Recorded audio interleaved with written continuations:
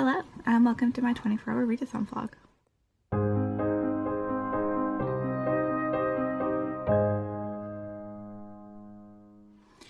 So, it is 10 on the 10th of April. I'm very sorry if you can hear a dog barking. Like, there's nothing I can do about that. He is not my dog. And yeah, it's a week after readathon, which I could not participate in because family. And I thought, why not just read the books I was planning to read for readathon today?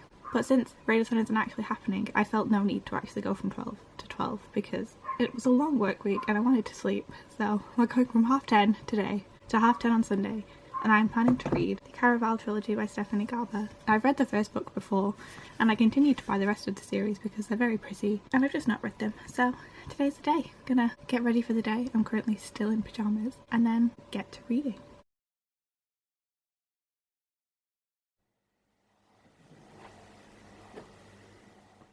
Hello everybody, it is now 1:45 and like much later than the last time I spoke to you, and I have unfortunately made very little progress, but it's fine. I look more like a human now, hopefully.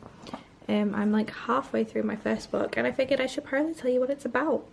So Caraval is about two sisters, Donatella and Scarlett, who live on this tiny little island. It's a conquered island of some random world. And Scarlett is getting married and she hopes that this will save her and her sister from her father's sort of ill temper. But like a week before she's supposed to be married, Taylor sort of runs away and kidnaps Scarlett in the process, and they end up having to go to Caraval, which is a magical circus, and Scarlett has to try and find Taylor in order for, you know, them to proceed with their lives. Taylor goes missing, Scarlett has to find her, and that's basically what's happening so far. It is interesting. It's not the most sophisticatedly written story, but I'm intrigued. I've like read it before, so I should know what happens, but I don't. I have no idea where it goes. I remember vague things, but not like the general storyline. So like I'm interested to see how it ends, which is wild because I should know how it ends. And yeah, we'll see how I feel at the end of it. I think I rated it 4 stars the first time I read it. Right now it is feeling like more of a 3, and my dog is about to bark at the postman, so let's hope he doesn't do that. But yeah, it feels more like a 3 at the minute, and we'll see how it goes. I'm going to read the whole trilogy today, so hopefully I'll be able to distinguish those thoughts in my head as the day progresses.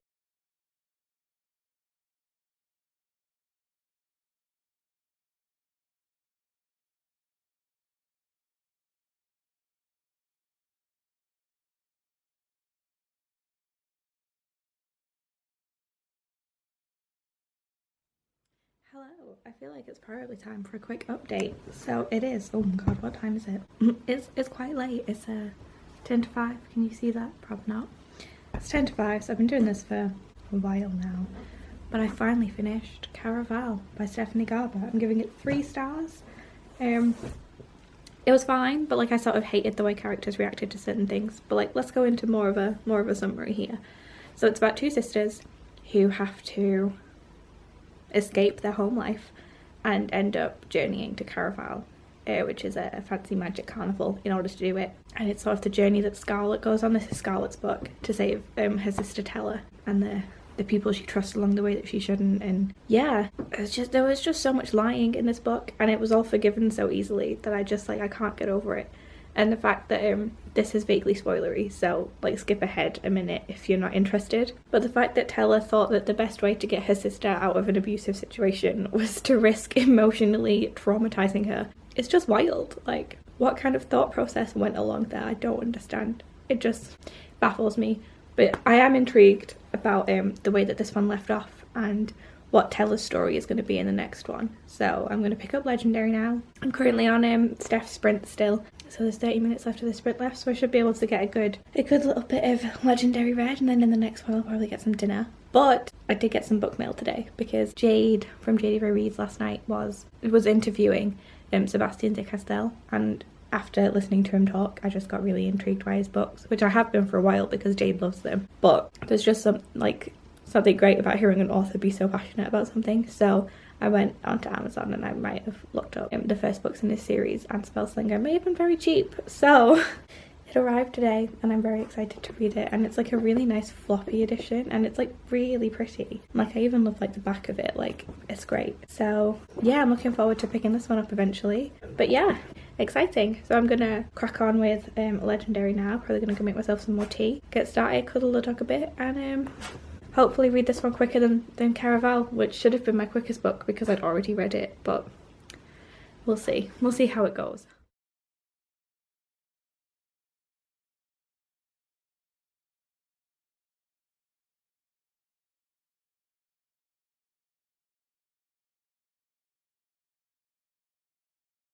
Okay, so Steph's sprints ended and I thought that was as good a time as any to give you my first thoughts on Legendary. So I'm now 66 pages in.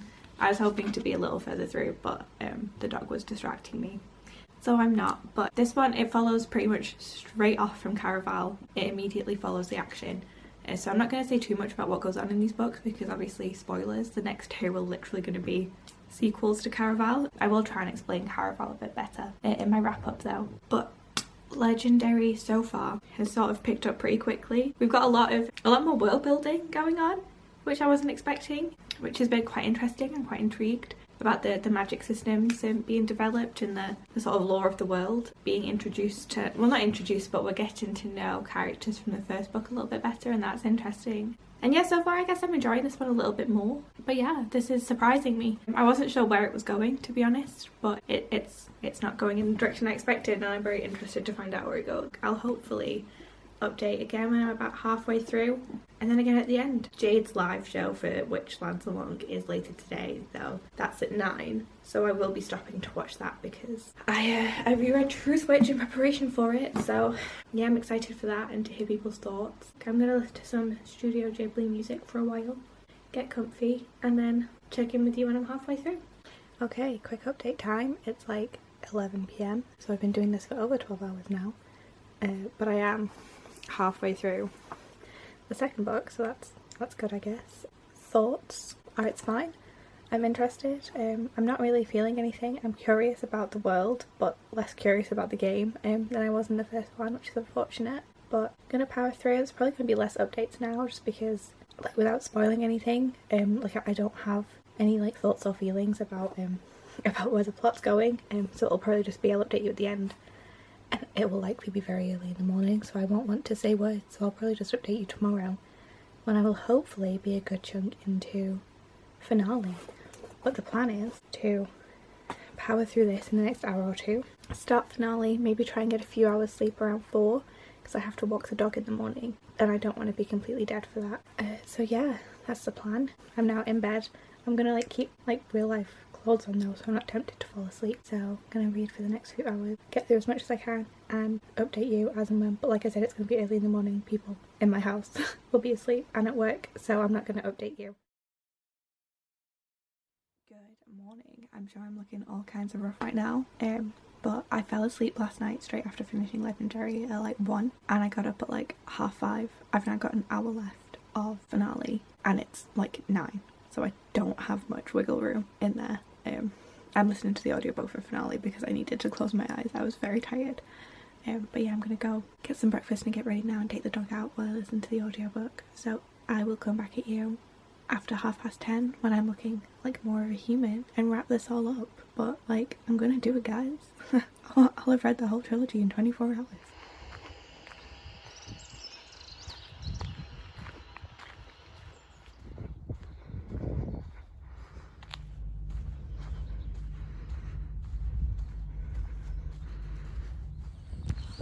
Alright, so I'm out walking the dog and I've been listening to the finale audiobook and it is 10:24 and I finished it. So I achieved what I set out to. I read that trilogy in 24 hours. Was it worth it? Perhaps not, but I will catch up with you all in a minute. Hey guys, this is my wrap up basically of my 24-hour readathon, or my belated raedathon, in which I read the entirety of the Caraval trilogy. Go me. So yeah, I for 24 hours between 10:30 a.m. on Saturday and 10:30 a.m. on Sunday challenged myself to read this entire trilogy, and I did it, guys. I was cutting it close. I literally finished the audiobook for finale whilst I was walking the dog at 10:25 a.m. but it got done.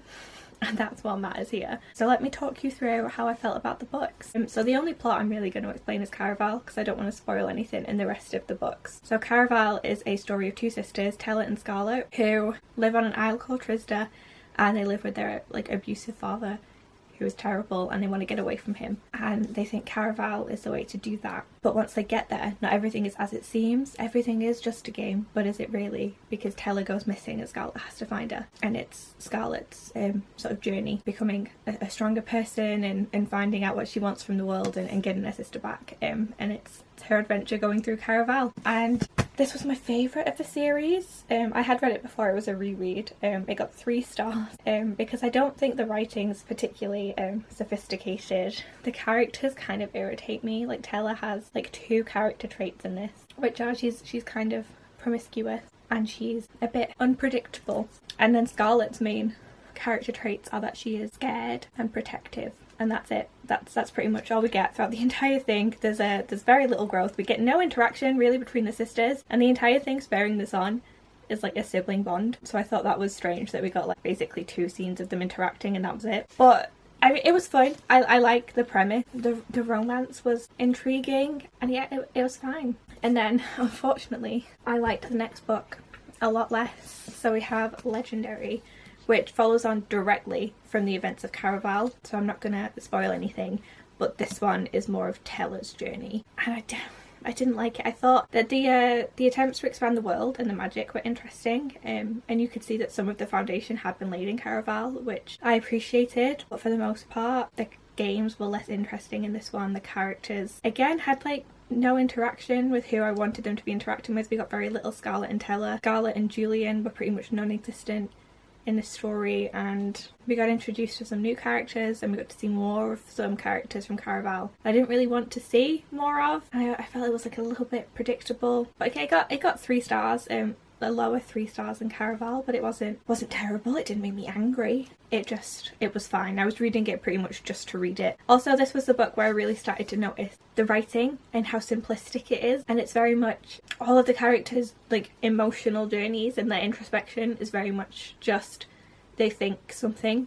So, for example, Tella will be like, I'm not just the headstrong girl who dives into things, I'm this and this and this. And I'm like, well, maybe you should show us that rather than just diving into situations and having everyone think you're a headstrong person who does not consider consequences. Like, maybe you should change your actions and that would be reflected in the story, rather than just having all of your character development happen internally through a thought process, which got irritating after a while. And finally, we have Finale, which once again is a stunning book. But this one only got 2 stars. I thought that none of the characters' actions made sense in like the grand scheme of things. Like, we have several immortal characters in this and their actions just baffled me. We again had the sisters be not in the same place for a lot of it. So I think that the main relationship in this series is Scarlet and Tella, and we don't see them together enough for me to care about them as people or as sisters, and it baffled me. It was so confusing. And I guess the romances in this were fine. There was some moments at the end that I did enjoy and I thought were cute, but there were also some plot things that happened at the end that I was like, what are you doing? Why is this happening? Unfortunately, 2 stars from me. So whilst it was successful in terms of amount of reading done and like I accomplished the goal I wanted, it was not successful in terms of my enjoyment. It very much went downhill from the first book onwards. But they look stunning, and I'm going to keep them. And yeah, I feel like this could have been a really great standalone because the premise was interesting. If it had just been expanded a little bit more, it could have been a fantastic standalone. If you liked this video, please leave a comment.